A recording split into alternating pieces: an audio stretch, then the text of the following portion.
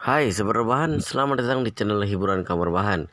Armin akan membacakan kelanjutan sebuah cerita novel yang sangat seru, yang sangat menarik, yang sangat menghibur, yang sangat layak untuk diikuti dari awal hingga akhir. Sebuah cerita novel yang berjudul The Story of Yi-Chen. Tetapi sebelum melanjutkannya, pastikan kalian sudah subscribe channel ini dan aktifkan lonceng notifikasinya agar tidak ketinggalan jika Armin upload video terbaru.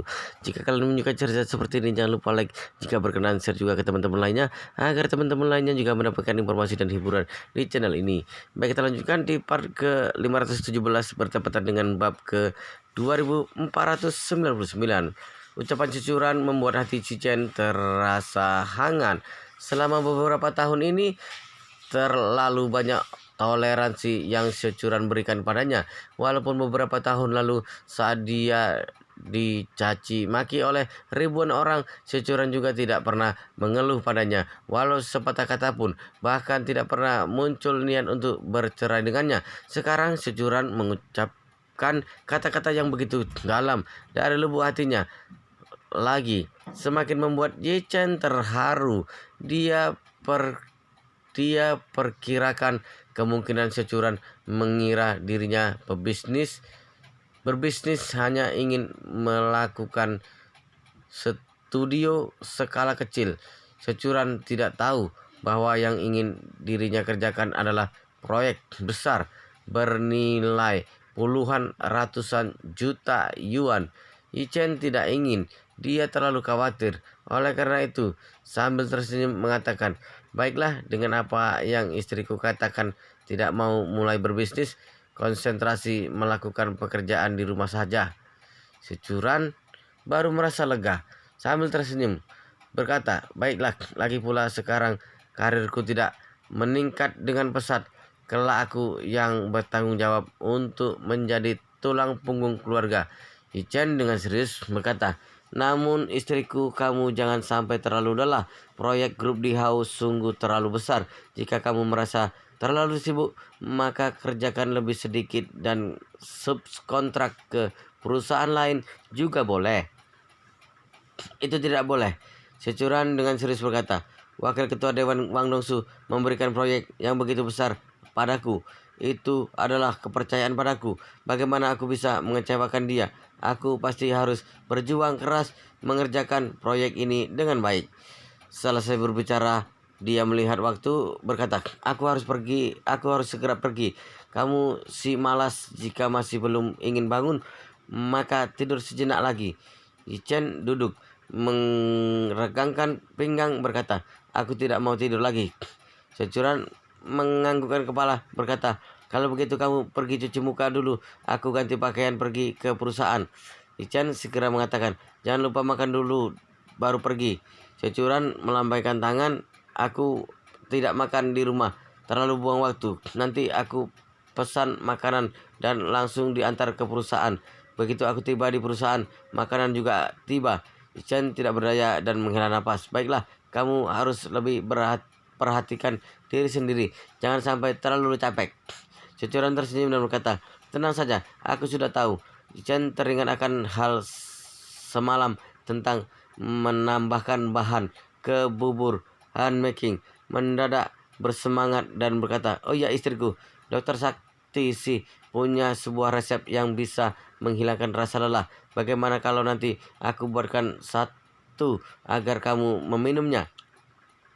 Ekspresi Securan agak khawatir. Dengan lemah lembut mengatakan, "Apakah obat tradisional Tiongkok? Aku paling takut obat tradisional Tiongkok. Sungguh terlalu pahit. Bisakah tidak meminumnya?" Ichen segera mengatakan, "Kamu tenang saja. Bukan obat rebusan, tapi pil madu yang dibuat menjadi butiran kecil seperti pil Wuji Baipeng." Securan merasa lega sambil tersenyum berkata, "Baguslah kalau begitu. Asalkan bukan obat rebusan sudah bisa." Ichen menganggukkan kepala.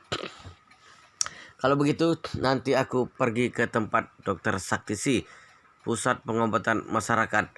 Bawa pulang sedikit obat itu untukmu. Nanti kamu setiap hari makan sedikit, maka tidak akan terlalu capek lagi." "Baik." Securan tersenyum manis. "Terima kasih suamiku, aku pergi dulu." Securan buru-buru mengendarai mobil meninggalkan rumah setelah selesai cuci muka. Ichen mengeluarkan ponsel untuk menelpon Wang Dongsu. Tidak peduli bisnis pengiriman laut dikerjakan oleh Wang Dongsu atau tidak, dia juga perlu Wang Dongsu memberinya sedikit saran. Bagaimanapun Wang Dongsu berbakat dalam manajemen profesional. Dalam segi ini jauh lebih berpengalaman dari Yichen. Telepon tersambung. Terdengar suara Wang Dongsu. Tuan muda, mengapa Anda begitu pagi menelponku? Yichen bertanya padanya. Dongsu, kamu masih di Hong Kong? Benar, Wang Dongsu berkata. Hal-hal di Hong Kong akan segera berakhir jika tuan muda terburu-buru mencariku, dan hal penting, paling cepat siang ini aku sudah bisa terbang kembali. Yichen berkata, kalau ini tidak perlu, aku menelponmu karena ada sesuatu yang ingin aku tanyakan padamu. Wang Dongsu segera mengatakan, Tuan muda, Anda terlalu segan. Anda ada pertanyaan apa? Anda katakan saja. Aku akan melakukan yang terbaik untuk menjawab Anda. Yichen berkata, aku tertarik untuk mencoba industri pengiriman laut. Kebetulan keluarga itu di Jepang bisa memberikan banyak sumber daya dan bantuan. Dana di tanganku juga lebih banyak. Jadi ingin mencari peluang untuk melakukan bisnis ini. Tapi sekarang masalahnya adalah aku tidak bisa menemukan orang yang cocok untuk mengambil alih proyek ini. Ingin bertanya kepadamu, apakah ada ide bagus atau bisakah kamu untuk sementara mengerjakan bisnis ini dulu? Jika bisa, untuk masalah gaji, aku tidak akan pelit. Pasti akan memberimu sebuah penjelasan yang sangat memuaskan. Setelah mendengarnya, Wang Dongsu berkata dengan serius sekali, Tuan muda, jika Anda butuh, aku bisa melakukan hal apapun untuk Anda. Selesai berbicara, Wang Dongsu ragu-ragu sejenak, lalu berkata, tapi proyek besar seperti pengiriman laut kerjakan secara santai saja masih membutuhkan awal modal hingga beberapa puluh triliun. Memang sebuah hal yang besar. Meskipun kinerjaku cukup bagus di grup Dihau, tapi utamanya bertanggung jawab dalam proyek pengembangan real estate komersial. Pertama, aku tidak terlalu paham dengan industri pengiriman laut. Kedua, aku tidak terlalu mengerti aturan perdagangan internasional, terutama tidak memahami peraturan perdagangan impor dan ekspor negara lain. Kebijakan terkait pajak. Jika Anda memintaku menangani proyek ini, mungkin aku membutuhkan waktu lama untuk memahami semua kondisi ini terlebih dahulu, kemudian membangun sebuah tim. Jika begini pekerjaan, persiapan awal mungkin membutuhkan waktu beberapa tahun. Mendengar semua ini, di dalam hati Yichen sudah paham akan maksud Wang Dongsu. Oleh karena itu, bertanya padanya, apakah kamu menyarankan aku mencari rekan profesional? Iya, Wang Dongsu menjelaskan. Industri pengiriman laut utamanya harus terhubung dengan negara-negara perdagangan di seluruh dunia.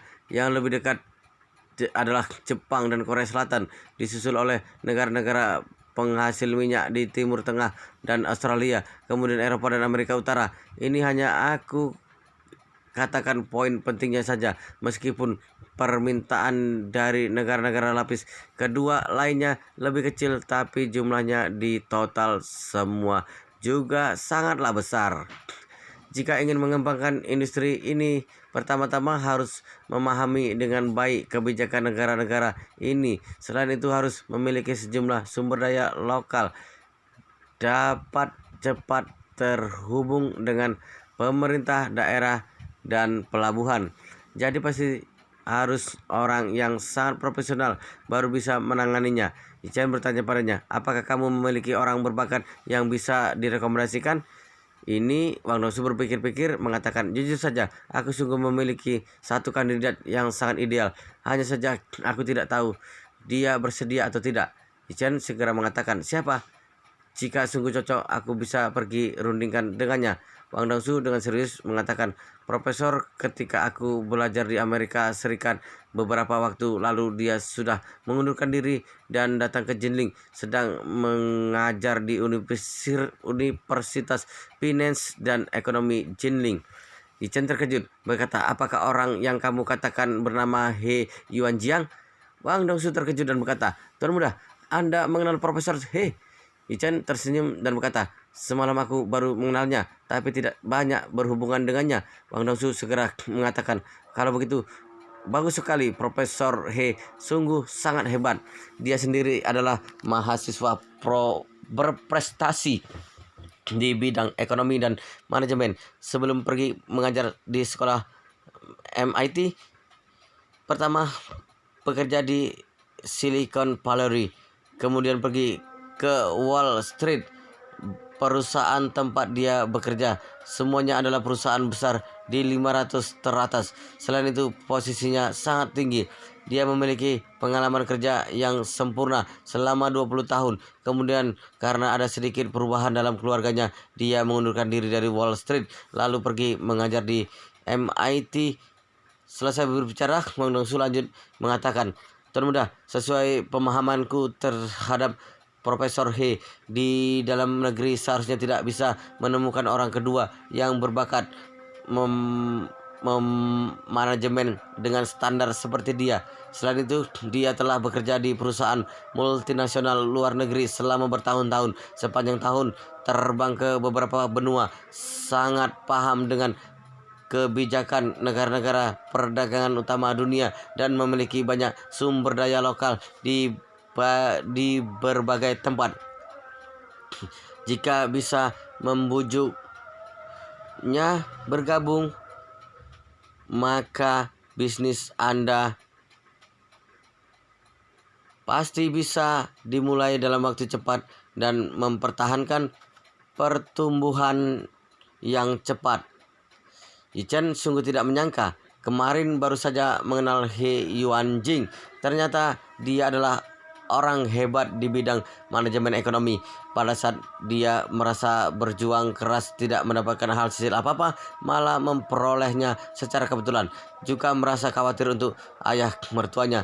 Tentu dia tahu bahwa perasaan ayah mertuanya, Xiao Changkun, terhadap Bibi Han berasal dari lubuk hati terdalam. Tapi bagaimanapun, sifat ayah mertuanya sangat pengecut.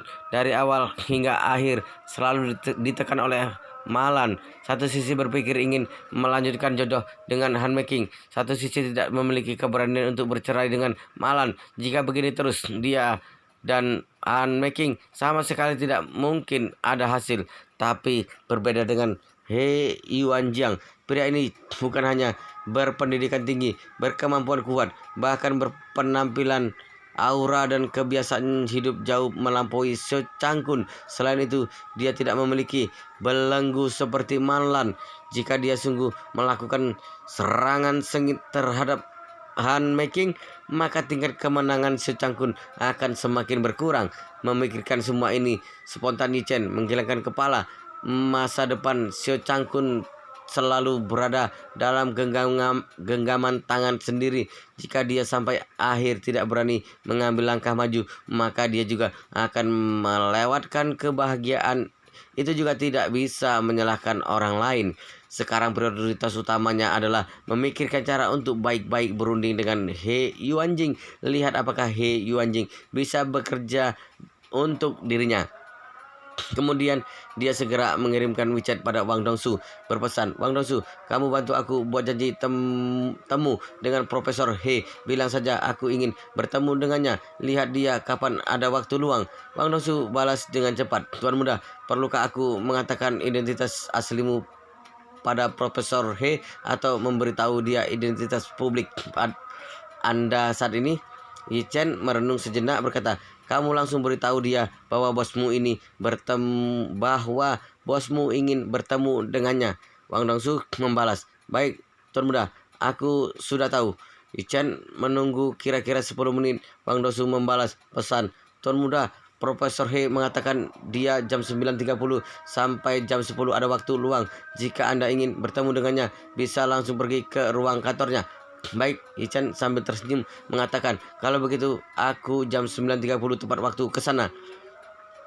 Ketika Chen sedang bersiap menuju ke Universitas Finance dan Ekonomi Jinling, Mai Chengxin dan cicitnya Mike sudah tiba di gerbang Universitas Finance dan Ekonomi Jinling.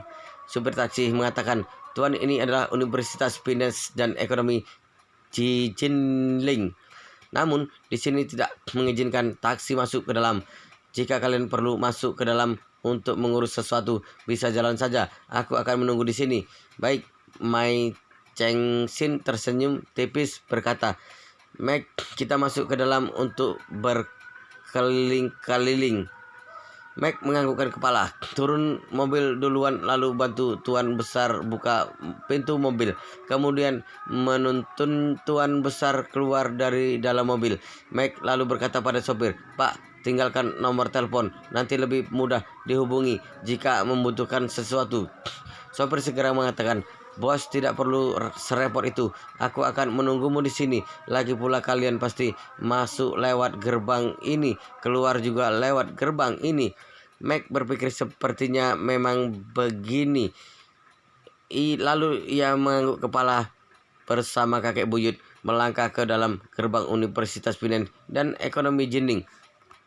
Dia baru saja melangkah ke dalam gerbang, langsung mendengar suara mesin yang melaju kencang di belakangnya. Bahkan terdengar suara ban tergelincir yang disebabkan oleh start kendaraan yang terlalu cepat.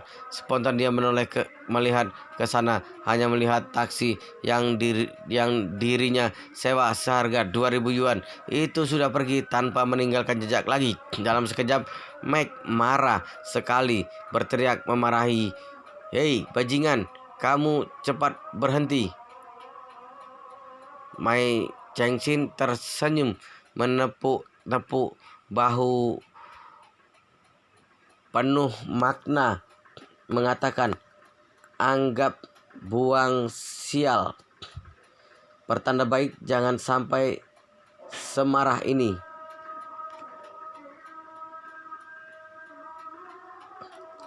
Mac berkata dengan agak kesal, Kakek, pria itu terlalu jahat. Aku memberi dia uang 2.000 yuan.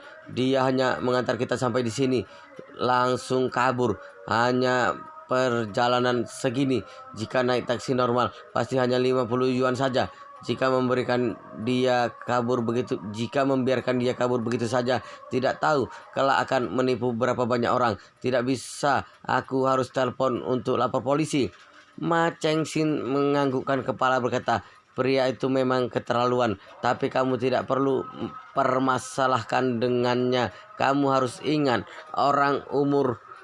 orang seumur hidup ini yang paling berharga adalah waktu. Orang semakin sukses, maka waktu semakin berharga. Dan orang yang semakin gagal, maka semakin tidak masalah dengan waktu. Selesai berbicara, Ma Chengxin bertanya padanya, jika sekarang kamu lapor polisi, maka kita harus menunggu polisi datang ke sini atau pergi sendiri ke kantor polisi. Tiba saatnya harus menjelaskan seluk-beluk semua permasalahannya ini. Harus mengingat kembali karakter orang itu dan plat mobilnya. Tunggu setelah polisi menangkapnya. Masih harus meminta kita ke sana untuk mengenalinya serta membuat catatan ke sana kemari. Setidaknya harus menghabiskan waktu kita setengah hari. Tidak mengatakan hal lain. Di Amerika Serikat, siapapun bisa mencariku untuk meramal atau melihat Feng Shui. 1 jam saja harus bayar aku 50.000 dolar Amerika Serikat. Kita berdua malah demi uang 2.000 yuan mau menghabiskan waktu setengah hari pada orang semacam ini. Bukankah ini membuat diri sendiri tidak senang? Mac tidak bisa menahan diri, mengatakan, Kakek buyut, aku ingin lapor polisi agar menangkap dia bukan demi uang 2.000 yuan. Hanya ingin memberi sebuah pelajaran pada orang ini agar dia tahu bahwa di masyarakat ini harus mengutamakan kejujuran dan hukum. Dengan begini baru bisa memaksimalkan dia tidak berbuat jahat lagi. Mai Chongxin melambaikan tangan, berkata dengan serius, Mike, karena kamu tertarik dengan rahasia Feng Shui, juga berharap bisa lebih dalam mempelajari bidang ini, maka kamu harus mengingat hal ini. Mike segera bertanya, Kakek buyut, menurut Anda aku harus mengingat hal apa? Mai Chengxin dengan serius berkata, kamu harus ingat, jangan sampai banyak ikut campur urusan orang. Ingat satu kalimat, masing-masing keluarga cukup sapu salju di rumah sendiri saja. Jangan peduli dengan embun di ubin orang lain. Meg tercengang lalu berkata, "Kakek, bukankah ini sebuah kalimat sindiran?" "Sindiran?" Mai Chengxin tertawa mengatakan, "Ini letak kebijaksanaan nenek moyang kita yang sebenarnya. Menyapu salju di depan rumah sendiri adalah hal sewajarnya. Tidak ada yang salah dengan hal itu. Tidak ada siapapun yang bisa menyalahkanmu hanya karena kamu menyapu salju di depan rumah sendiri. Tapi jika kamu sungguh pergi mengurus orang lain, lalu ikut tanya padamu, kamu mau urus siapa? Jika kamu berbaik hati membantu tetangga di sebelahmu, lalu tetangga tetangga akan bertanya padamu, mengapa tidak membantunya? Jika kamu berhati lembut dan membantunya juga, maka tetangga di sebelahnya juga akan merasa kamu tidak boleh mengecualikannya. Kalau demikian, bukankah begitu turun salju, kamu harus menyapu salju di depan rumah semua orang di perumahan itu?" Seketika Meg tidak bisa berkata apa-apa. Mai Chengxin lanjut berbicara, "Orang-orang seperti kita hanya menguasai keahlian Feng Shui, lebih tidak boleh bersimpati pada orang." Selesai berbicara, Mai Chengxin berkata lagi, "Sama seperti kakekku. Pada waktu itu dia paling hebat meramal dengan melihat wajah. Jika dia berjalan di jalanan ibu kota di antara orang-orang yang berlalu lalang, sekilas dia langsung bisa lihat siapa saja yang akan mengalami bencana, bahkan keluarganya yang hancur dan meninggal. Terkadang ada beberapa orang asalkan dia menarik orang itu dan mengucapkan sepatah kata padanya, maka bisa menyelamatkan nyawa orang itu. Tapi dia tidak boleh bersikap simpati dan mengurus satu demi satu orang. Ada miliaran orang di dunia ini. Asalkan kamu mulai mengurusnya, maka secara naluriah akan merasa seolah-olah bertanggung jawab pada siapapun. Lalu bagaimana kamu sanggup mengurus semuanya? Jadi segera di bidang ini harus ingat, asalkan keluar dari rumah sehari, maka hanya peduli dengan hidup dan mati orang yang mempekerjakan kita. Orang lain sama sekali tidak dimasukkan ke dalam hati. Ini adalah tahu dalam misteri Feng Shui. Kapan kamu benar-benar memahami hal ini? Kapan kamu baru benar-benar terjun ke dalam bidang ini?"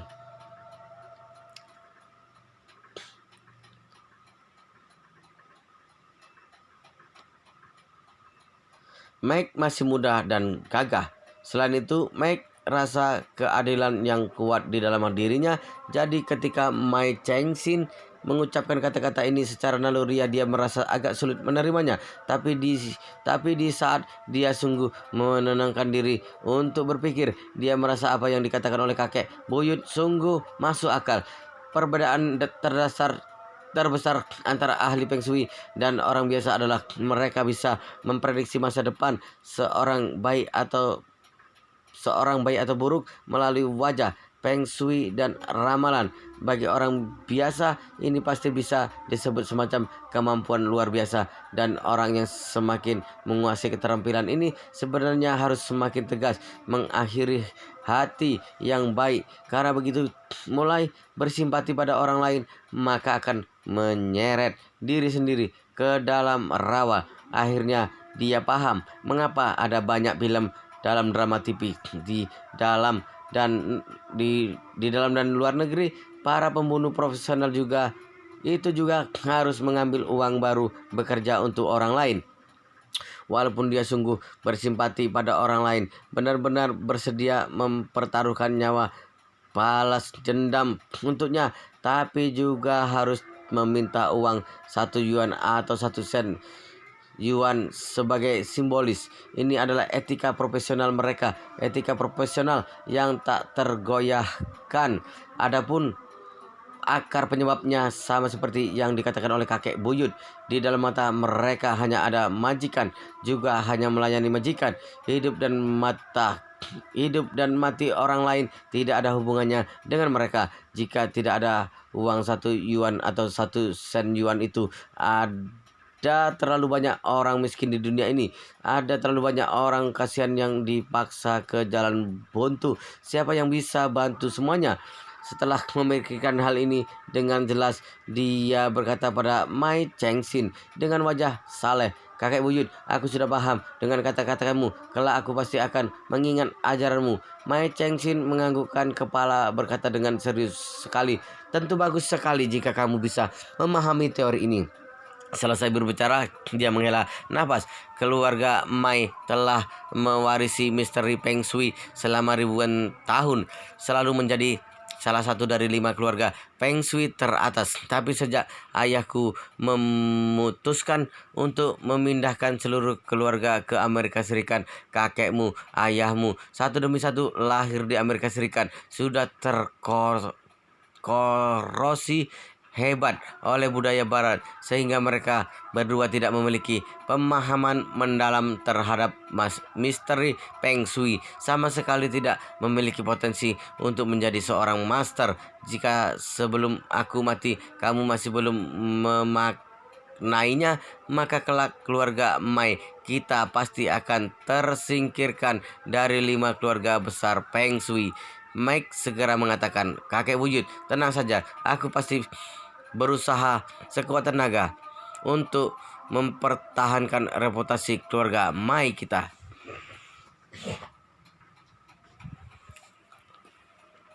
Mai Chengxin agak membungkuk, agak mengangguk, menghela napas dan berkata, sudahlah, tidak mengatakan semua ini dulu. Kita baik-baik berkeliling di kampus ini saja. Lihat apakah ada hasil khusus."